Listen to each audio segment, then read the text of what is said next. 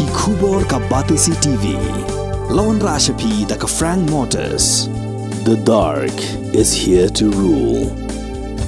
Ka IZ Group of Institution Bangalore, kadai ke college babahatam nagabenta ke jingkuli nursing but paramedical course, hospital training, pinyo scholarship but 6% ka kam, haki hospital bahedo India but shabari. Na benta ke jingkuli ke jingsio ka baret but pila ban legu ban kuli da ke education loan, pila ruban sekolah ho number kendai nyo saw san riu pranot. Lani kendai pran riu laisan, ar riu kendai pra. Chiliang ki plastik namo, Chiliang ki Thung Dieng ting sej namo ta.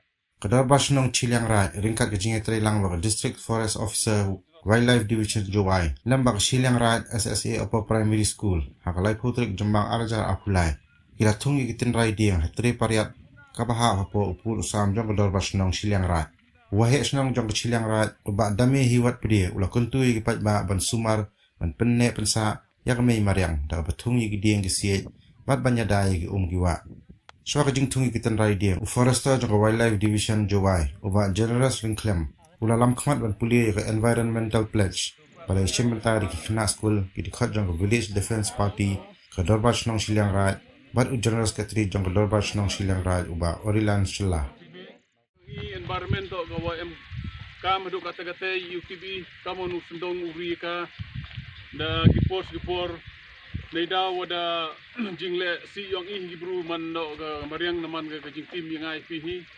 kini da naman ga kuwi naga man ineliang yang isya go man hadu kata go man persen bai wa kam gibru imhini ha kan ga mariang ga bayram aw yang ini sa kan abatai wa gibru hibun man ga kapor da kwa bagi siu pom gidenya pun jot ga mariang da kawi penyo mem kata ke siang ki kata ka mindset yung ki wo kamon wo preserve the environment na kapor ka wa lembah kan contribution yung go kien le man no ka wa naman ni ka kata ka won ka jing contribution ka wa I de jing le yung igam ni naman ka pen yo ga i pajba i partai ko go yo vote ki kan nuksa yung I pledge to make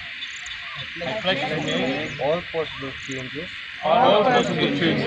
in my daily life. To protect the environment. I also commit to continuously motivate my family. Friends and others about the importance of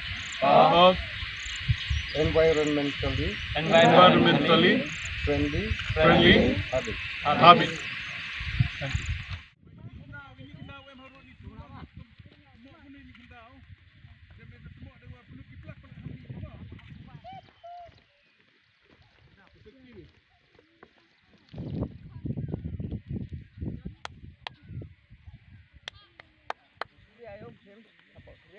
Ở cái tay của rẻ đâu ấy.